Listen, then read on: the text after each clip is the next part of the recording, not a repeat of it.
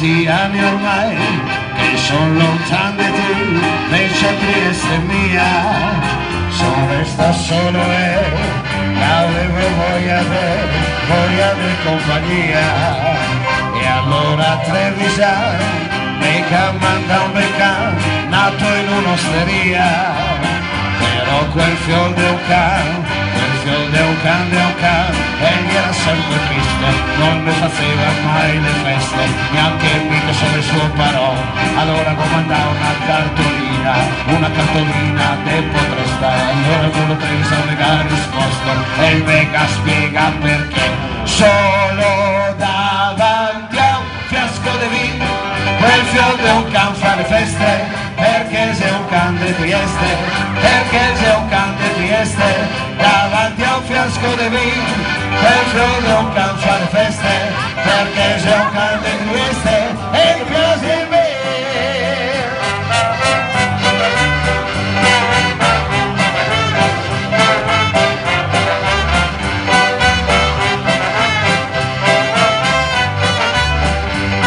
Le mani a tempo, forza!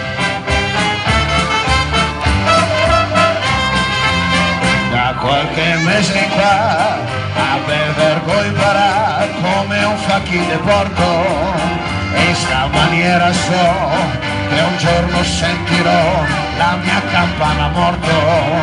Ma chi se ne guardò che i fazzi in burdico se morirò contento, perché quel fior di un can, quel fior di un can, e se così beato adesso me ne ca come un matto, perché schifo sempre più di vino e so che mi vorrei che do un amico per la prima volta in vita mia, e a me mi basta un anno di sta bella vita e poi sarà quel che sarà. Solo davanti a un fiasco di vino, quel fior di un can fa le feste, perché sei un can di Trieste, perché sei un can di Trieste, davanti a un fiasco di vino, quel fior di un can fa le feste, perché sei un can di Trieste e che piace a me.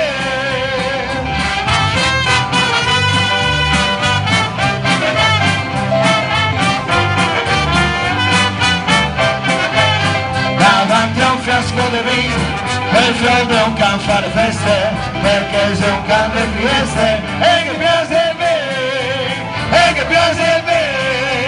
Viva la Bobon, viva la Bobon.